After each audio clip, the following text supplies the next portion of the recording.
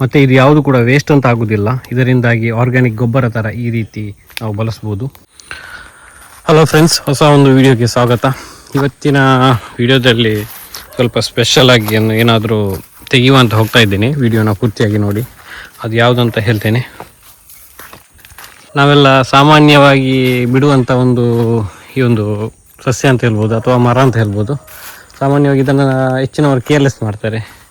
ಇದು ಯಾವುದಕ್ಕೂ ಯೂಸ್ ಇಲ್ಲ ಅಂತ, ಒಮ್ಮೆ ಫಲ ಬಂದ ನಂತರ ಇದು ಯಾವುದಕ್ಕೂ ಯೂಸ್ ಇಲ್ಲ ಅಂತ ಹಾಗೆ ಬಿಟ್ಟು ಬಿಡ್ತಾರೆ. ಬಟ್ ಇವತ್ತು ನಾನು ನಿಮಗೆ ತೋರಿಸ್ತೇನೆ, ಇದರಿಂದ ಖಾದ್ಯ ಮಾಡಲಿಕ್ಕೆ ಆಗ್ತದೆ. ಅದು ಯಾವುದು ಅಂತ ಹೇಳ್ತೇನೆ. ಆ ಒಂದು ಮರ ಬೇರೆ ಯಾವುದೆಲ್ಲ ಇದೆ, ಬಾಳೆ ಮರದ್ದು ಈ ದಿಂಡು. ಈ ಬಾಳೆ ದಿಂಡನ್ನು ತೆಗೆದು ಪದಾರ್ಥ ಮಾಡ್ತಾರೆ. ತುಂಬ ರುಚಿಯಾಗಿರ್ತದೆ, ಪಲ್ಯ ಮಾಡೋಕ್ಕೆ ತುಂಬ ರುಚಿಯಾಗಿರ್ತದೆ. ಇದು ಹೆಚ್ಚಿನವರಿಗೆ ಇದರ ಬಗ್ಗೆ ಗೊತ್ತಿಲ್ಲ. ಇದು ತುಂಬಾ ನಾರಿನ ಒಂದು ಅಂಶ ಇರುವಂಥ ಈ ಒಂದು ಬಾಳೆ ದಿಂಡು.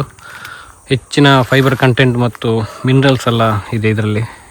ಇದು ದೇಹಕ್ಕೆ ತುಂಬ ಒಳ್ಳೆಯದು, ತುಂಬ ತಂಪು ಕೂಡ ಹೌದು. ಇದರ ಒಳಗಿನ ದಿಂಡು ನಾವು ಯಾವ ರೀತಿ ತೆಗೆದು ಕಟ್ ಮಾಡಿ ಯಾವ ರೀತಿ ಇದನ್ನು ಪದಾರ್ಥಕ್ಕೆ ಯೂಸ್ ಮಾಡ್ತಾರೆ ಅಂತ ನೋಡುವ ಬನ್ನಿ.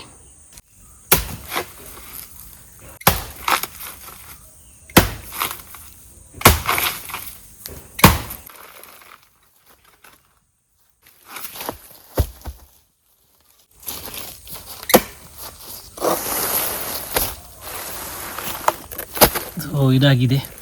ಇದರ ಒಳಗಿನ ಈ ಒಂದು ದಿಂಡನ್ನು ತೆಗೆದು, ಸಿಪ್ಪೆಲ್ಲ ತೆಗೆದು ಹೊರಗಿದ್ದು ಕಂಟೆಂಟ್, ಇದು ತುಂಬಾ ಫೈಬರ್ ಕಂಟೆಂಟ್ ಹೊಂದಿದೆ.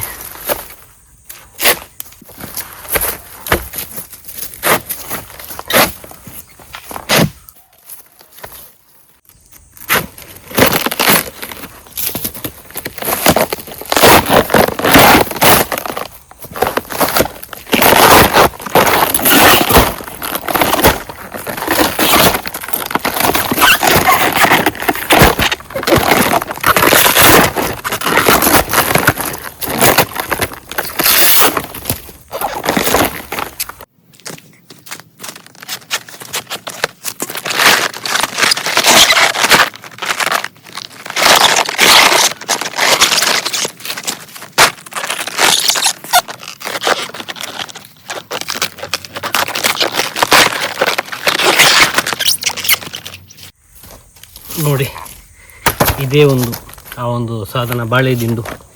ಈ ಒಳಗಿನ ಒಂದು ಪದರ ಇದೆಯಲ್ಲ, ಇದು ತುಂಬಾ ಸಾಫ್ಟ್ ಆಗಿರ್ತದೆ, ಹೆಚ್ಚಿನ ಫೈಬರ್ ಕಂಟೆಂಟ್ ಹೊಂದಿದೆ. ಇದು ಆದಷ್ಟು ಬೇಗ ಅಡುಗೆ ಮಾಡಬೇಕು, ಇಲ್ಲದಿದ್ದರೆ ಇದು ತೆಗೆದ ತಕ್ಷಣ ಇದು ಕಪ್ಪಾಗ್ತದೆ ಈ ಒಂದು ಭಾಗ. ಅದಕ್ಕೋಸ್ಕರ ನಾವು ಇದನ್ನು ಫುಲ್ಲು ತೆಗೆಯುವುದಿಲ್ಲ, ಬರೀ ಇಷ್ಟನ್ನು ಸಿಪ್ಪೆಯನ್ನು ಬಿಟ್ಟು ಬೇರೆ ಒಳಗೆ ಹಾಗೆ ಬಿಡ್ತೇವೆ. ಸೊ ಇದನ್ನು ನಾವು ಯಾವ ರೀತಿ ಒಂದು ಕಟ್ ಮಾಡಿ ತಿನ್ಬೋದು ಅಂತ ನೋಡುವ. ನೋಡಿ,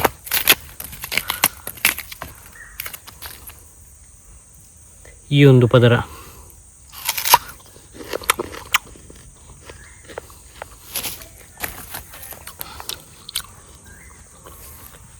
ಹೆಚ್ಚಿನ ನೀರಿನ ಕಂಟೆಂಟ್ ಹೊಂದಿದ ಈ ಒಳಗಿನ ಒಂದು ಬಾಳೆ ದಿಂಡು ಅಷ್ಟೇನು ರುಚಿ ಇರುವುದಿಲ್ಲ, ಬಟ್ ಆದರೂ ಆರೋಗ್ಯಕ್ಕೆ ತುಂಬ ಒಳ್ಳೆಯದು, ಅಷ್ಟೇ ತಂಪು ಕೂಡ.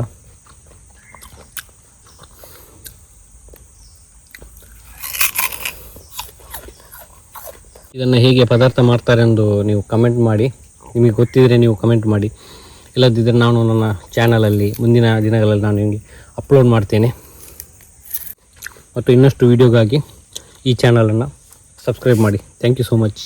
ಮತ್ತು ಇದು ಯಾವುದು ಕೂಡ ವೇಸ್ಟ್ ಅಂತ ಆಗೋದಿಲ್ಲ. ಇದರಿಂದಾಗಿ ಆರ್ಗ್ಯಾನಿಕ್ ಗೊಬ್ಬರ ಥರ ಈ ರೀತಿ ನಾವು ಬಳಸ್ಬೋದು.